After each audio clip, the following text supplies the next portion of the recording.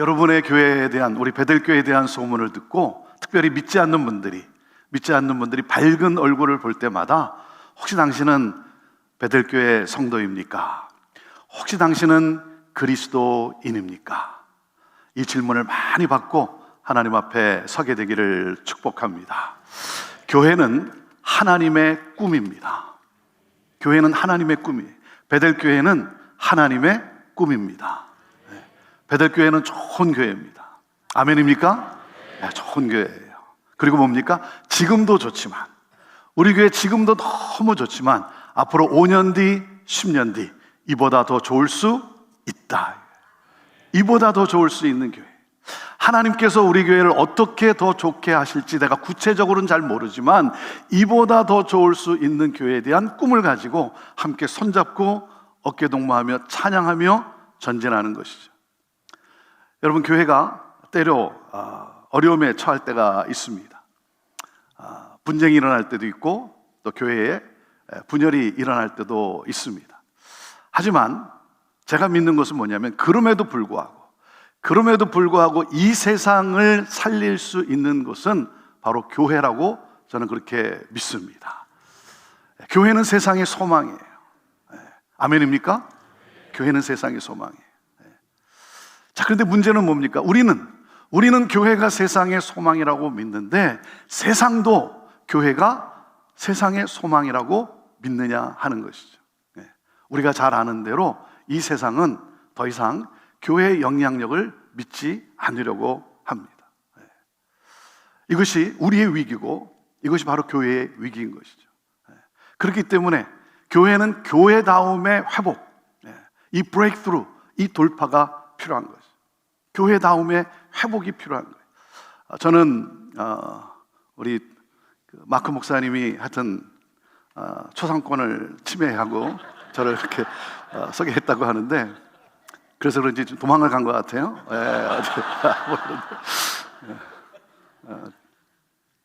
저는 1980년도에 미국으로 부모님을 따라 이민을 왔습니다. 고등학생 때였는데 이민을 온 곳이 시애틀이에요. 시애틀. 여러분, 시애틀 하면 생각나는 게 뭐가 있습니까? 시애틀. 아직도 잠 못 이루는 밤입니까? 시애틀 하면 형제교회가 생각이 나야 됩니다. 그렇죠? 얼바인 그러면 그렇죠. 시애틀로 이민을 왔고 시애틀에서 고등학교 2년 그리고 대학교 2년 4년을 살았습니다. 4년 살 동안 제가 형제교회 학생이었습니다. 나중에 이제 목사가 되고 16년 뒤에 형제교회 목사로 부임을 하게 된 거예요. 당시 28주년 되는 교회였습니다. 올해가 55주년이 되는 해예요. 그래서 학생으로서 제가 4년을 보냈고 그리고 담임 목사로 부임을 해서 26년, 올해가 27년 차인데 26년을 보냈습니다. 그러니까 54년의 역사 가운데 제가 30년을 형제교회와 함께 한 거예요. 참 이것도 놀라운 일이죠. 놀라운 일이고 감사한 일이고 그렇습니다. 목회를 시작할 때 하나님이 제게 주신 그 비전이 있었어요. 열정이 있었어요. 그것이 뭐냐면 기성교회도 변해서 부흥할 수 있다는 모델을 창출하는 거였어요. 하나님은 저에게 기성교회에 대한, 전통교회에 대한 마음을 주셨어요. 교회를 개척하셔야 될 분들은 개척을 하는데 저에게는 전통교회에 대한, 기성교회에 대한 마음을 하나님이 주셨어요. 교회가 성장하고 부흥하는 기쁨을 누렸는데 어느 순간부터 교회가 정체되기 시작하고 젊은이들은 빠져나가기 시작하고 교회는 점점 고령화되고 하얀 곡선을 그리기 시작하고 그러한 교회를 생각할 때마다 마음이 너무나 안타까운 거예요.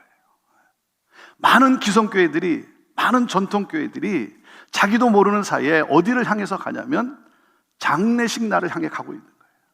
장례식 날을 향해서 교회가 부활의 날을, 새 생명의 구원의 기쁨과 감격을 누려야 되는데 자기도 모르는 사이에 교회가 점점 장례식 날을 향해 가는, 그러다 어느 날 for sale 간판을 붙이고 그리고 건물이 팔려나가는 그런 모습을 생각할 때 너무나 마음이 안타까운 거예요. 그러면서 하나님은 저에게 기도케 하셨어요.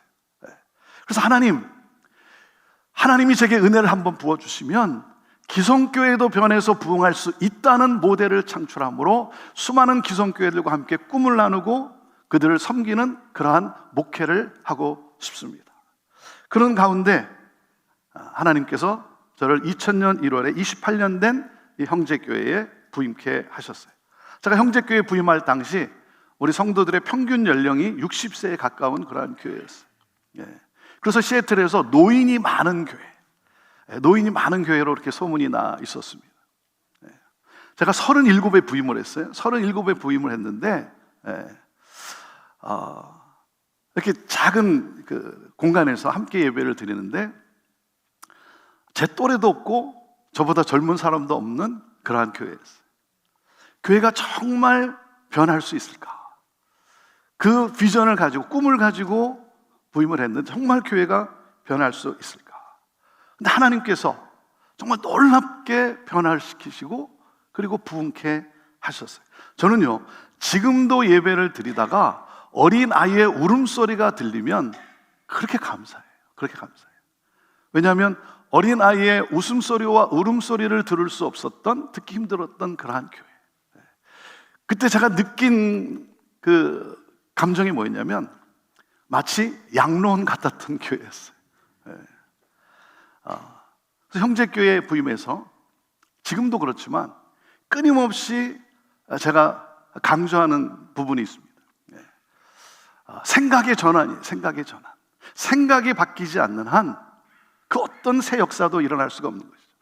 그래서 두 가지, 이 전통교회에 부임해서 두 가지. 첫째가 뭐냐면 교회에 대한 이 패러다임 시프트, 교회에 대한 이 사고의 전환. 여러분, 교회는 무엇인가에서 교회는 누구인가로 바뀌어야 됩니다. 교회는 무엇인가에서 누구인가로. 마태복음 16장에 보면 예수님께서 제자들에게 질문을 합니다. 너희는 나를 누구라 하느냐?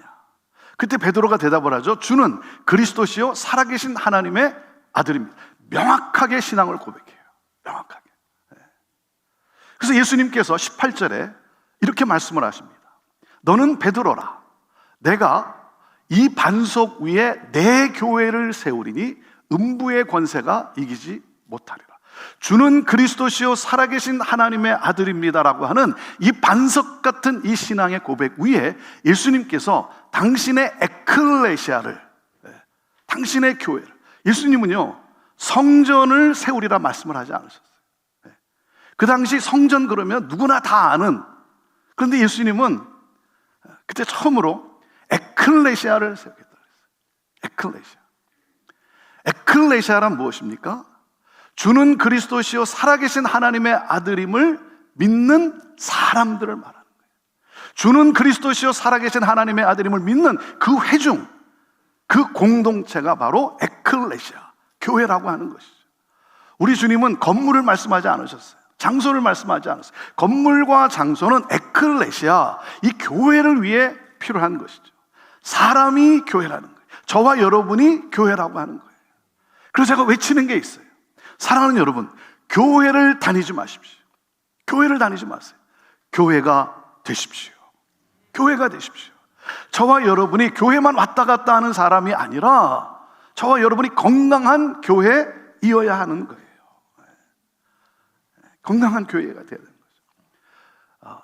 그래서 교회는 seating capacity, 이 수용 능력을 가지고, 여기에 몇 사람이 와 있는가, 이 수용 능력을 가지고 말하는 것이 아니라 교회는 sending capacity를 가지고 말하는 거예요. 파송 능력을 가지고 말하는 거예요. 여기에 10명이 있건 100명이 있건 10,000명이 있건 여기에 있는 한 사람 한 사람이 하나님 나라라고 하는, 하나님 나라의 확장이라고 하는 이 하나님의 꿈을 가지고 하나님이 부르신 삶의 현장에서, 보내신 삶의 현장에서 뭡니까? 하나님 나라의 삶을 살아감으로, 하나님의 통치를 따라 살아감으로 세상 사람들에게 궁금증을 유발시켜서 왜 저 사람은 저렇게 살아가는가 궁금증을 유발시켜서 우리 안에 있는 그 소망에 관한 이유를 묻는 사람들에게 예수 그리스도 복음을 증거함으로 구원받는 자가 날마다 더해지는 하나님 나라가 확장되어지는 것, 이것이 교회를 향한 하나님의 꿈인 것이죠. 사랑하는 여러분, 저와 여러분이 교회라고 하는 사실이에요.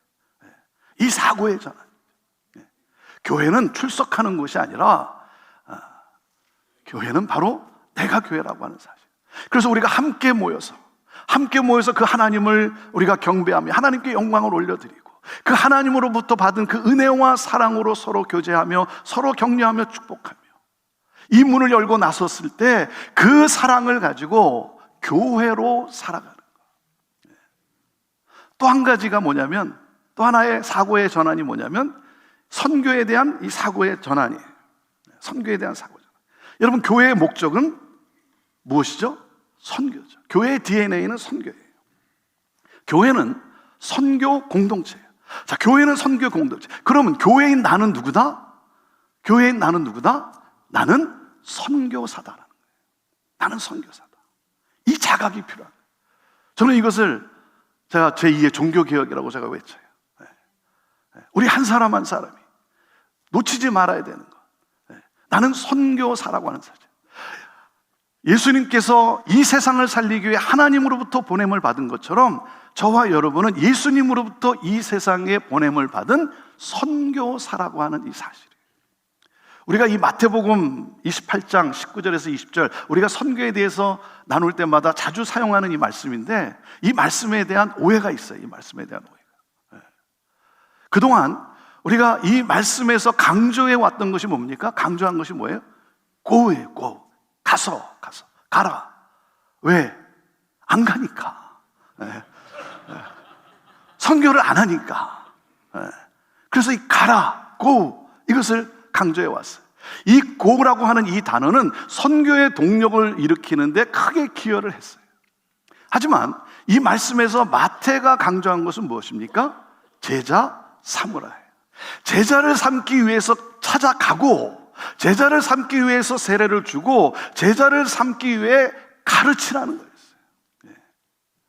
그런데 어느 순간부터 우리는 해외로 나가지 않으면 내가 선교사라는 이 사실을 잊어버리기 시작한 거예요. 그래서 선교를 지리적 이동으로 제한을 시킨 거예요. 여러분, 선교는 뭡니까? 복음이 필요한 사람들이에요. 사람들. 복음이 필요한 사람들. 그래서 선교는 오히려 지리적 제한이 없어요. 그래서 모든 민족으로. 그러니까 무엇입니까? 하나님이 나를 이곳에 있게 하셨으면 이곳이 내가 선교지인 것이죠. 하나님이 나를 학교로 보내시면, 직장으로 보내시면, 가정, 그곳이 나의 선교지라고 하는 거예요. 하나님으로부터 보냄을 받은 선교지라고 하는 이 사실. 하나님이 나를 다른 나라로, 해외로 보내시면 내가 그곳에서 선교사로 살아가는 것이죠. 교회는 선교적 공동체예요. 그래서 복음을 알지 못하는, 듣지 못한 분들을 위해서 선교사를 보내고 또 선교사로 나가고, 이 사명, 나는 선교사다. 내가 있는 그 일터가, 내 가정이 바로 선교지다라고 하는 이 자각, 이 자각이죠.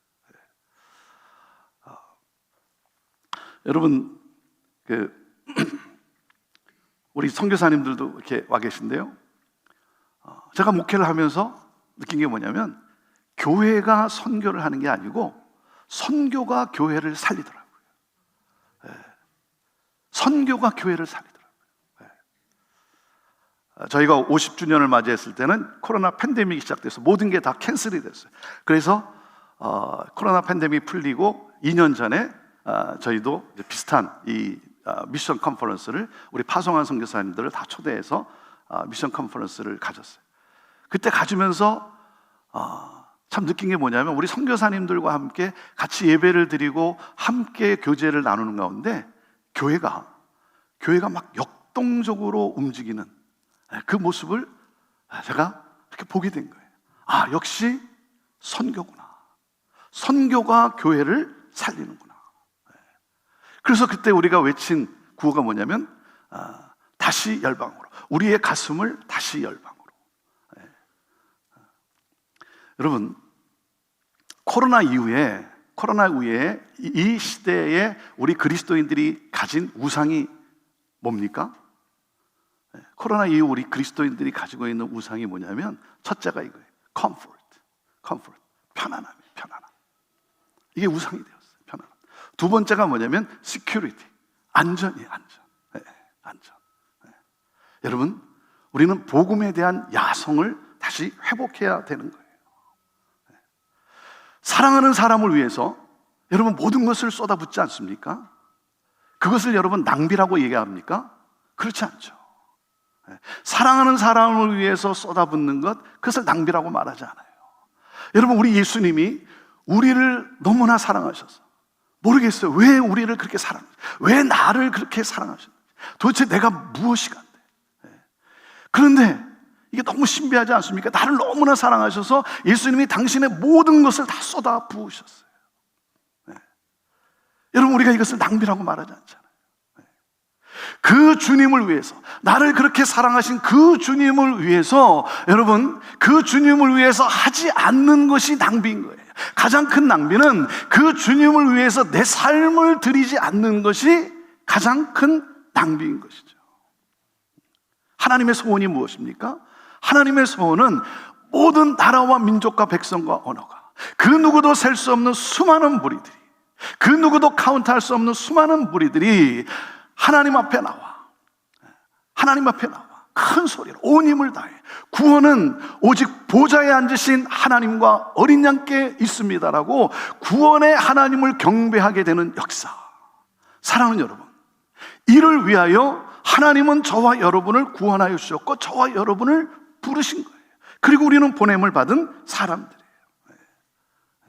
그렇기 때문에 끊임없이 바로 내가 교회라고 하는 사실, 교회인 나는 선교사라고 하는 이 자각, 이 자각을 가지고 살아가는 것이죠. 그럴 때 삶이 달라지는 것이죠. 저 형제교회 부임에서 끊임없이 나누고 외치고 있는 그러한 내용이에요. 이 생각의 전환. 그러면서 우리 형제교회는 그러면 어떤 교회인가? 라고 말할 때 뭐 여러 가지로 표현할 수 있지만 제 머릿속에 딱 처음에 들어온 건 이거예요. 우리 형제교회는 변화를 두려워하지 않는 교회다. 변화를 두려워하지 않는 교회. 여러분, 변화란 무엇입니까? 변화를 저는 이렇게 정의합니다. 변화란 변질된 것을 본질로 돌이키는 것이다. 자, 그럼 본질이 뭐예요? 본질은 바로 복음이에요. 복음. 이 변할 수 없는 이 복음을 잘 지키고 전하기 위하여 끊임없이 변하는 교회. 그렇기 때문에 오늘 우리 자신에게도, 우리 교회에도 질문해야 되는 거예요. 우리가 그동안 해왔던 것들, 우리가 그동안 지켜왔던 것들이 오늘 이 시대에 복음의 진보를 가져오고 있는가? 구원의 역사를 일으키고 있는가? 그렇지 않다면 여러분, 변화해야 되는 것이죠. 저희는 설립주일이 되면 저희들이 다짐하는 게 있어요. 그 다짐하는 게 뭐냐면, 우리는 역사와 전통을 자랑하는 교회가 아니라 우리는 매년 어떻게 복음의 진보를 가져왔는지를 기록하는 교회가 되자. 과거의 역사와 과거의 전통이 현재와 미래의 걸림돌이 되는 것이 아니라 뭡니까? 부흥의 디딤돌이 될 수 있는 그러한 교회. 변할 수 없는 이 복음을 잘 지키고 전하기 위하여 끊임없이 변하는 교회. 오늘날 많은 교회의 위기가 무엇입니까? 그것은 바로 복음을 담지 못하는 낡은 부대가 되어가고 있는 것이 오늘날 교회들의 하는 위기 아니겠습니까? 부대는 영원한 것이 아니에요. 부대는 변해야 합니다. 무엇을 위해? 복음의 진보를 위해, 구원의 역사를 위해. 그러니까 변하지 않으면 건물만 담는 거예요. 변하지 않으면 죽어요. 장례식 날을 맞는 거예요. 여러분, 껍데기가 중요한 것이 아니라 뭐예요? 능력이 중요한 거예요. 경건의 능력, 경건의 모양보다 더 중요한 것이 경건의 능력이죠. 능력이 있을 때 모양도 의미가 있는 것이죠. 그래서 제가 형제교회를 부임하고 그러면서 우리 장로님들과 또 우리 성도님들과 함께 다짐한 거예요. 이것을 우리는 기도하고 하나님이 기뻐하신다, 하나님의 뜻이라고 우리가 여겨지면 우리는 무엇이든지 하자. 우리는 무엇이든지 하자. 여러분, 교회에서 가장 위험한 게 뭔지 아십니까? 목회를 해보니까 가장 위험한 게 뭐냐면 기도 없는 열심이 가장 위험하더라고요. 기도 없는 열심. 기도하면 하나님의 마음을 알게 돼요. 그게 기도의 하이라이트죠. 기도하면 하나님의 뜻을 알게 돼요. 그래서 겟세마네 동산에서 예수님의 그 기도가 하이라이트 아닙니까? 내가 내 원대로 마옵시고 아버지의 원대로 하옵소서.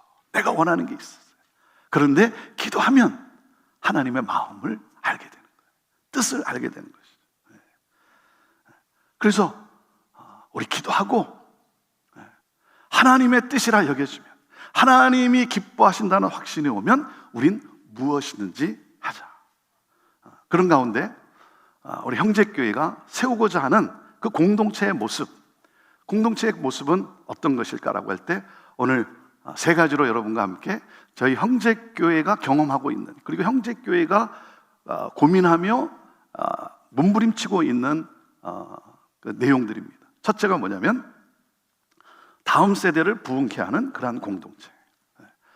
자, 형제교회를 부임해서 우리 성도들과 함께 꿈꾸며 기도한 것이 뭐냐면 부모 세대와 다음 세대가 함께 부흥하는 그러한 교회, 우리의 다음 세대가 우리 부모 세대보다 더 크게 부흥하는 그러한 교회.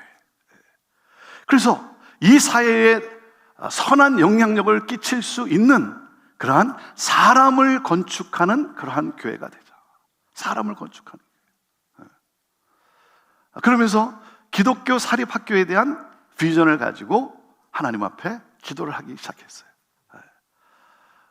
하나님의 가치관이 무너져가고 있는 이 시대에 우리 어린 자녀들을 기독교 가치관을 가진 일꾼으로 키워내는 그러한 학교를 하고 싶습니다. 하나님이 이 비전에 응답하셔서 교회 건축을 하게 되고, 그리고 2006년에 UCIC라고 하는 그 이름으로 프리스쿨을 오픈을 해서 6명으로 시작한 그 학교가 오늘은 초등학교 널서리부터 초등학교 6학년까지 있는데요. 지금 주중에 저희 교회 건물에 260명의 학생들이 저희 교회 건물을 사용을 하고 있어요. 낮에는, 오전에는 학교가 교회를 사용하고, 그리고 주중 저녁과 주말에는 교회가 이 건물을 사용하고, 그래서 하나님 24시간 불이 켜 있는 그러한 건물이 되기를 원합니다. 하나님은 그 기도에도 응답을 해 주셨어요. 우리 교사들의 꿈이 뭐냐면요, 이 학교가 이제 앞으로 계속해서 중학교, 고등학교, 대학교까지 세워지는 것이 저희 교사들의 꿈이에요. 제 꿈이 뭔지 아세요? 제 꿈이 뭐냐면 이 UCIC 학교에서 주지사도 나오고 국회의원도 나오고 대통령도 나와서 이 다음에 취임식 때 목사님 오셔서 축복 기도해 주십시오, 이거 요청받는 게 제 꿈이에요. 형제교회가 이렇게 변화할 수 있었던 그 중심에는 바로 우리 부모 세대, 우리 어르신들의 인내와 희생이 있었기 때문에, 섬김이 있었기 때문에 가능했던 거예요. 다음 세대가 부흥할 수만 있다면, 우리 어르신들은요, 우리 부모 세대는 불편함을 불평하지 않고 감사로 여기기 시작을 했어요. 불편하면 불평이 나오게 돼 있어요. 그렇지 않습니까? 그런데 그 불편함을 불평하지 않고 감사로 여기기 시작했어요. 그리고는 더 나아가서, 한 걸음 더 나아가서 우리 어르신들이, 우리 부모 세대들이 어떤 생각을 하냐면, 이러한 변화에 그럼 나는 어떻게 기여할 수 있는가, 이걸 생각하기 시작한 거예요. 감사를 넘어서 그러면 이 변화에 그럼 나는 어떻게 기여할 수 있는가, 이게 형제교회 문화가 되었어요. 문화가. 저는 그러한 저희 부모 세대, 그리고 우리 어르신들께 너무나 감사한 거예요. 그러면서 다음 세대의 부흥을 위해서, 사람을 건축하는 교회에 대해서 우리가 그렇게 수고하고 기도하고 애쓰며 섬겼는데, 하나님께서 20년이 지날 때 그 열매를 보게 하기 시작하더라고요. 그 열매를 보게 하기 시작하는 거예요. 여러분, 2020년에 코로나 팬데믹이 시작되지 않았습니까? 모든 것이 셧다운되고, 그래서 모든 것이 다 캔슬되는, 사역을 계획한 사역들 다 캔슬되는 그 상황 속에서 5월달이 되었는데, 저희가 7월달에 여름 성경학교를 합니다.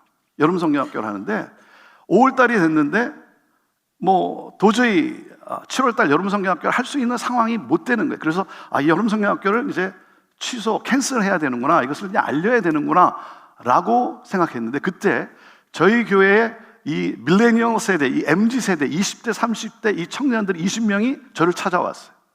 저를 찾아와서 뭐라 하냐면, 목사님, 이번 여름 성경학교를 하지 못할 것 같은데 자기들에게 맡겨주면 자기들이 영상을 만들어서 온라인으로 우리 어린 아이들이 여름 성경학교를 할 수 있도록 하겠다는 거예요. 얼마나 참 감사합니까? 저희 교회에서 자란 친구들이고 태어나서 부모 품에 처음 왔을 때 제가 안고 축복기도 했던 그런 친구들이에요.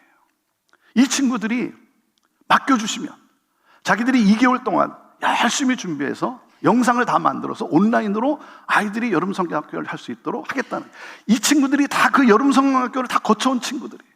네. 그러니 얼마나 감사해요.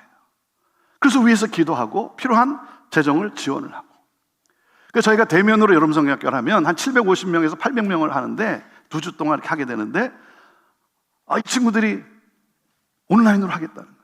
그래서 이제 알리고 해서 그해 2,000명이 넘는 어린아이들이 여름 성경학교를 한 거예요. 네. 그래서 가만히 보니까 이게 또 교회를 섬기는 일이 되었더라고요. 온라인으로 여름 성경학교를 할 수 없는 그런 교회들이 또 함께 참여하면서, 그리고는 2021년 1월 달에 또 찾아왔어요. 이 친구들이 또 찾아와서 뭐라 하냐면, 목사님, 올해도 여름 성경학교를 대면으로 할 수 없을 것 같은데 자기들에게 맡겨주면 7개월 동안, 이번에는 7개월 동안 자기들이 열심히 준비해서 아이들이 좋아할 수 있도록 재밌고 크리에이티브, 창조적인 그러한 영상들을 만들어서, 그래서 이 아이들에게 복음을 전하는 여름 성경학교를 하겠다는 거예요. 온라인으로 또 하겠다는 거예요. 자기들이 준비해서. 그게 얼마나 감사해요. 네. 우리 밀레니얼 세대들이, 우리 MZ 세대들이. 네. 그래서 또 우리 부모 세대를 위해서 기도하고 필요한 재정을 또 지원하고, 그러면서 하는데, 준비를 하는데 2,000명을 해봤잖아요.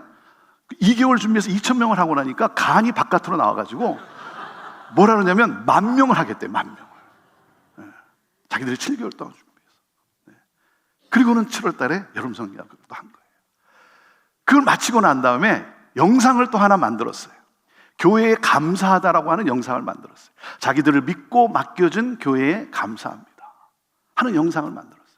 그래서 그 영상을 보면 참 이민이라고 하는 이 힘든 상황 속에서도 건강한 교회를 세우고자 그렇게 땀을 흘리고 수고한 부모 세대, 우리 어르신들에게 감사하다는 그런 내용이었어요. 그리고 이런 건강한 공동체를 세워주셔서 자기들이 영적으로 건강하게 성장할 수 있게 해주셔서 너무나 감사합니다. 그러면서 마지막에는 뭐라 하냐면, 이제 자기들이 이 바통을 이어받아서 자기들이 하나님의 거룩한 꿈을 향해 자기들이 이제 달리겠노라고 하는 그러한 고백의 영상입니다. 우리 한번 같이 보도록 하겠습니다.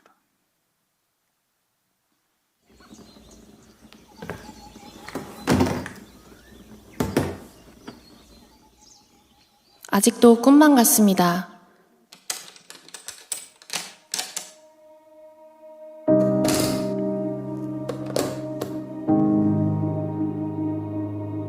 (50년) 전 여러분들은 함께 시애틀 중심에 교회를 개척했습니다.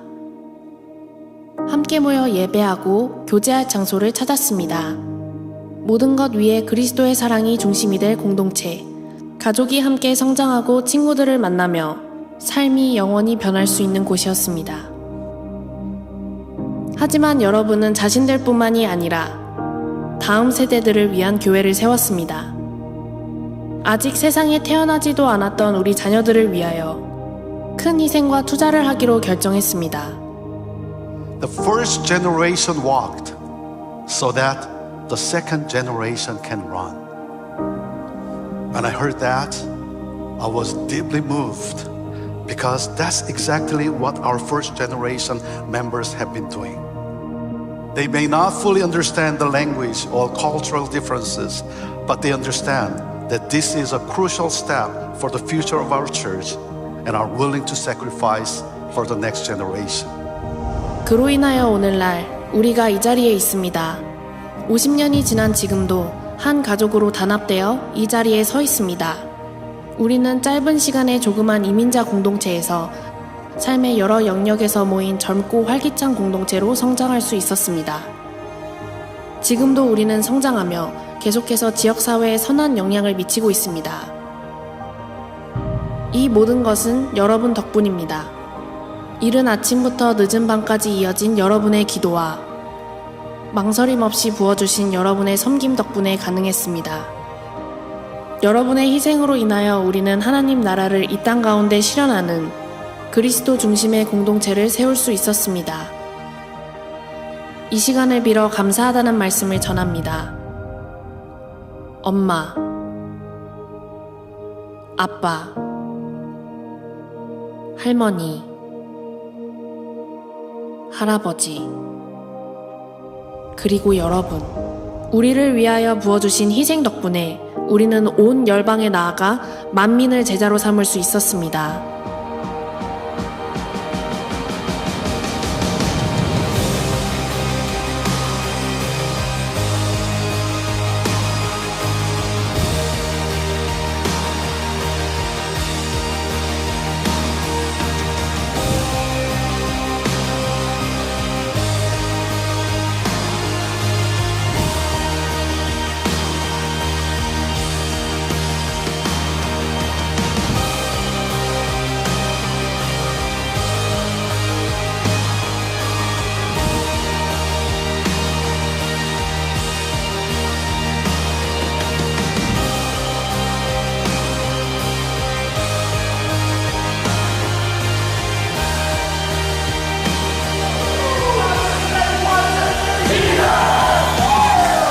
이제 시작합니다. 우리가 달릴 때입니다.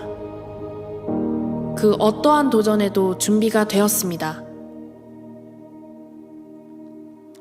우리 하나님께 우리 감사의 박수 올려드립시다.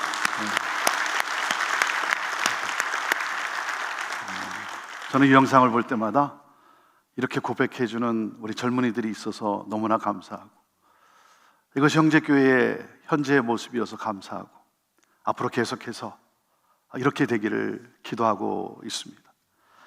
여러분, 다음 세대를 위한 사역은 교육부만의 사역이 아닙니다. 교회 학교의 사역은 교육부만의 사역이 아니라 교회 전체의 사역이에요. 교회 전체의 사역. 우리 모두가 함께다. 위에서 같이 기도하고 필요한 것들을 서포트하고 함께하는 거예요. 함께하는 거예요. 그 다음에 또 미래를 생각하면서 또 하나의 변화를 시도한 것인데, 그게 뭐냐면 영어 회중이 중심이 되는 그러한 공동체. 영어 회중이 중심이 되는 공동체. 이미 목회를 하면서 제가 가졌던 꿈은 한어 목회, KM과 영어 목회, EM으로 나누어진 모습이 아니라 한어권과 영어권이 한 비전을 가지고 one church, 하나의 교회로 나아가는 거예요. 우리 한어권 회중과 영어권 회중이 함께하는 그러한 교회. 언어와 인종과 세대를 뛰어넘어 함께 하나님을 예배하는 그러한 공동체. 그럼으로써 영어권 회중이 교회의 리더로 세워주고 우리 한어권 회중과 함께 건강한 교회를 세워가는 거예요. 그래서 2022년도에 2022년 12월에 저희 잉글리시 미니스트리가 있었어요. 잉글리시 미니스트리가 한 20년을 지나면서 건강한 공동체로 이렇게 세워지게 되었어요. 그래서 이들을 독립된 교회로 파송을 했어요. 너희들은 한번 독립된 교회로서 할 수 있겠다 하는 그런 확신과 함께 블레싱을 하고, 그러면서 우리가 모두가 셀러브레이션 하면서 이제 파송을, 독립된 교회로 파송을 하고, 자, 그러면 또 EM을 또 해야 되잖아요. 근데 one church, 이 하나의 이 one church라고 하는 하나의 비전을 가지고 한어권 회중과 영어권 회중이 함께 할 수 있는, 자, 그러기 위해서는 영어 예배를 이제 시작을 해야 되는데, 자, 그러면 영어 예배를 하기 위해서 그러면 결론이 뭐겠어요? 가장 좋은 장소, 가장 좋은 시간, 가장 좋은 시간과 가장 좋은 장소에서 해야 된다. 그게 그 시간과 장소가 뭐냐면 3부 예배 시간이에요. 3부 예배, 우리가 우리 한어 회중이 드리는 그 공간, 저희들이 가진 그 공간 속에, 그래서 지금으로부터 3년 전에 6월 달인데요, 이제 다음 달이면 3년이 되는데 6월 첫 주에 3부 예배, 한어 예배로 드리던 3부 예배를 영어 예배로 전환키로 결정을 했어요. 아주 레디컬한 그런 결정이었죠. 멀쩡하게 잘 드리고 있는 한어 예배, 제일 많은 분들이 모이고 그리고 선호하는 그러한 시간에 우리는 가장 좋은 시간, 가장 좋은 장소를 그러면 영어 예배로 우리가 드리자 하고 6월 달에 하기로 이렇게 다 비전을 나누고 이제 준비를 하는데 5월 마지막 주일이었어요. 5월 마지막 주일에 제가 이제 마지막으로 이제 한 번 더 광고를 하는 거죠. 다음 주부터는 3부 예배는 영어 예배로 드립니다. 그래서 영어가 정말 힘드신 분들은 뭐 2부나 1부, 근데 뭐 2부에도 뭐 자리도 없고 이제 그런 상황이고요. 그래서 그 마지막 주일에 제가 광고를 하려고 하는데 너무 마음이 힘든 거예요. 너무 죄송해서. 우리 산부 예배에 나오고 계시는 우리 어르신들, 그리고 산부 예배에 이렇게 나오시는 우리 한옥권 성도들한테 너무 죄송한 거예요. 예. 마음이 너무 힘든 거예요. 예. 그런데 감사하게 80 넘으신 저희 장로님이 한 분이 제게 카톡을 보내왔어요. 카톡 내용이 뭐냐? 목사님, 정말 결정 잘했습니다. 앞으로 우리 교회가 중국어권, 일본어권 교회들을 생각해 볼 때 우리의 미래도 저렇게 될 수밖에 없지 않을까 하는 그러한 염려가 있었는데 정말 결정 잘했습니다. 목사님, 위에서 기도합니다. 우리 하나님이 위로를 해주시는 것 같더라고요. 그리고는 권사님 한 분이 80세 생신이셨는데 그 80세 생신 때 자녀들한테 받은 용돈과 선물 이거를 다 모아가지고 그렇게 부유하신 분이 아니에요. 그리고는 당신이 가지고 있는 그 캐시들을 이렇게 모아가지고 만불을 산부 영어 예배를 위해 사용하라고 그 만불을 헌금을 하신 거예요. 뭐 영어 예배를 위해서 헌금하라 이런 얘기도 없었는데 이분은 그 헌금을 하신 거예요. 그리고는 6월 첫 주에 산부 영어 예배가 시작이 되었어요. 한옥권의 부흥을 더 성장을 위해서라면 굳이 그렇게 할 필요는 없었겠죠. 근데 너무 감사하게. 그러면서 그 영어 예배를 시작하고 나서 제가 깨달은 것이 무엇이냐면 우리 교회가 이런 일을 시도하지 않는 것이 정말 위험한 것임을 제가 깨달았어요. 다음 세대와 미래를 준비하지 않고 오직 한 세대만을 위해 목회하는 것은 정말 위험한 일이라고 하는 사실을 깨달았어요. 저희 형제교회가 내린 그러한 결정이었어요. 그 산부 예배를 보면 너무 감사한 거예요. 너무 감사한 거예요. 고등학교를 졸업하고 다른 곳으로 타주로 대학을 간 친구들이 땡스기빙이나 크리스마스 때 집에를 찾아오면 자기가 주일날 어디 가서 예배를 드려야 하는가가 고민이래요. 영어 예배, 그러니까 EM을 가서 예배드 그것도 다른 교회고, 그것도 자기가 처음 경험하는 교회니까 뭐 미국에 가는 것도 힘들고. 그런데 산부의 영어 예배를 하니까 부모님하고 같이 나와서 하는 말이 뭐냐면 목사님, this is my home church. 자기 교회라는 거죠. 자기 교회. 저는 그 생각을 못했는데 그 얘기를 듣고는 그렇구나. 너무 감사한 거예요. 부모와 자녀들이 같이.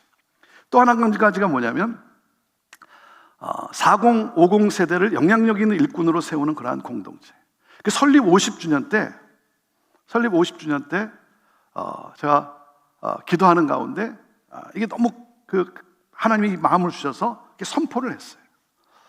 왜냐하면 제가 37에 부임을 했다 그러지 않았습니까? 60세, 평균 연령이 60세 되는 때에 제가 37에 부임을 해가지고 그러면서 그때부터 20년을 함께 달려오면서 그때 40대 그리고 50대 세대가 이제 60, 70대가 된 거예요.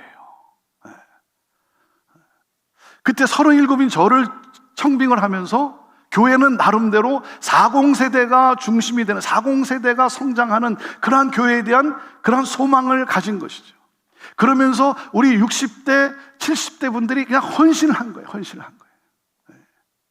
그래서 20년 동안 정말 감사한 가운데 이렇게 달려와서 가만히 보니까 이제 저도 60이 넘었고 저랑 같이 뛰었던 40대 세대 분들이 다 이제 60에서 70대가 된 거예요. 그런데요, 이분들이 지금도 건강해요. 그리고 수많은 기적을 경험해 왔기 때문에 물불을 안 가리는 분들이에요. 이분들은 그냥 아우리치 가라 그러면 가고 뭐 이런 분들이에요. 그런데 이분들이 계속해서 그 어떤 리더십 위치에서 계속 있으면 40세대가 그리고 50이 되는 세대들이 설 땅이 없는 거예요. 왜냐하면 이분들이 너무 지금도 건강하시고 너무 활동적으로 사역을 하시니까. 그러다 보면 이 한 세대가 아무런 경험이 없이 훈련 없이 리더십이라는 교회에서 어떻게 섬겨야 되는 것을 잃어버리겠더라고요. 그래서 우리 40세대 그리고 50세대 40세대에서 장로를 세우고 그러면서 우리 60, 70 세대들이 이들을 격려해주고 그래서 끌어주고 밀어주고 하는. 그러면서 이제 교회가 40, 50 세대들이 리더십에 서는 그러한 교회로 변환되는 것. 이 모든 게, 이 변화의 모든 게 가능하게 한 그 힘이 무엇일까요? 그 힘은 바로 예수 그리스도의 사랑입니다. 사랑의 힘이에요. 제가 기성교회도 변해서 부흥할 수 있다라고 하는 모델을 창출하는 것, 이 비전을 가지고, 이 열정을 가지고 형제교회에 부임해서 이렇게 예배를 드릴 때는요, 예배를 드릴 때 너무 좋았어요. 예배가 너무 좋았어요. 근데 집에 와서 가만히 있다 보면 마음이 공허해지기 시작합니다. 정말 교회가 변할 수 있을까?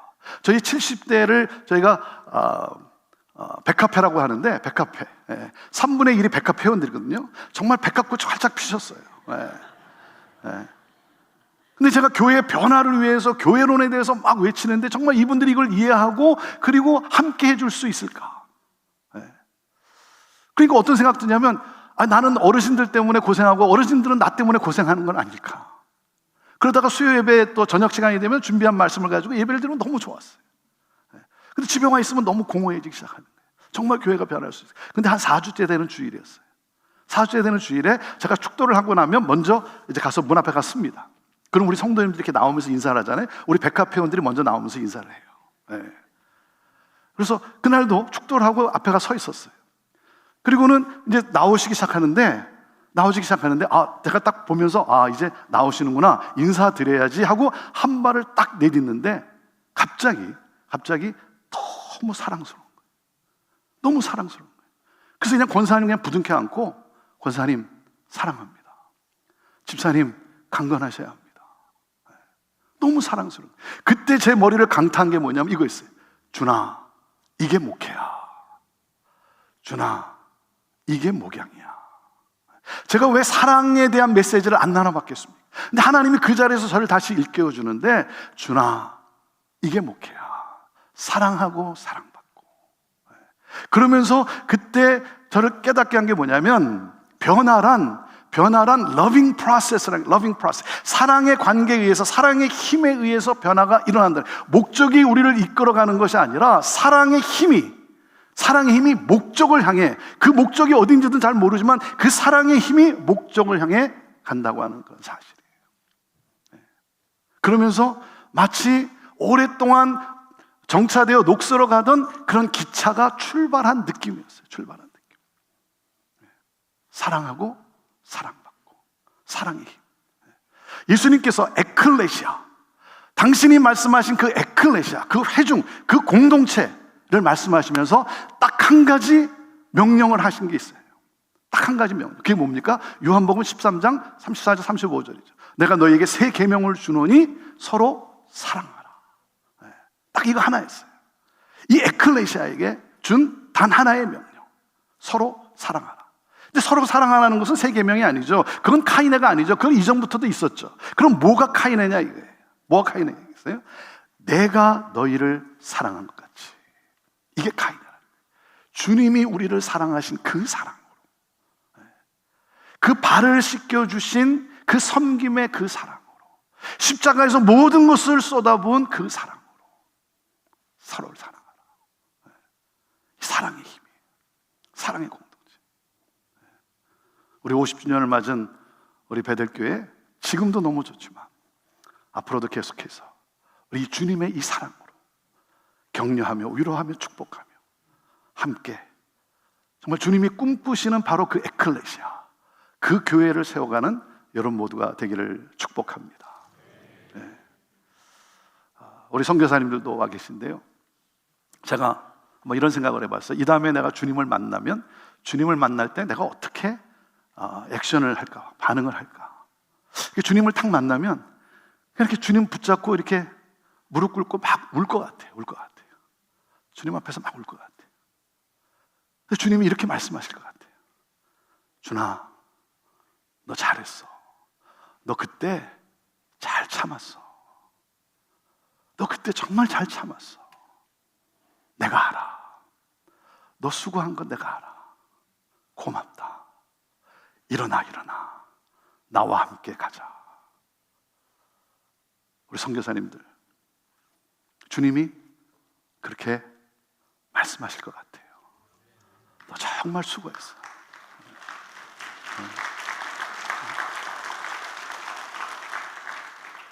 너 정말 잘했어. 너 정말 잘 참았어. 우리 주님은 다시 오십니다. 영광 중에 다시 오십니다.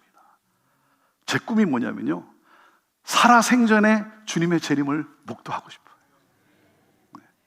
내가 죽어서도 주님을 만나겠지만 내가 살아생전에 주님의 재림을 내가 목도할 수 있다면 이것도 얼마나 큰 복일까. 주님은 곧 다시 오십니다. 마라나타, 마라나타. 그 주님을 위해서 내 시간을 드리고 내 재정을 드리고 내 삶을 드리는 것, 사랑하는 여러분, 가장 영광스러운 복된 삶 아니겠습니까? 기도하겠습니다.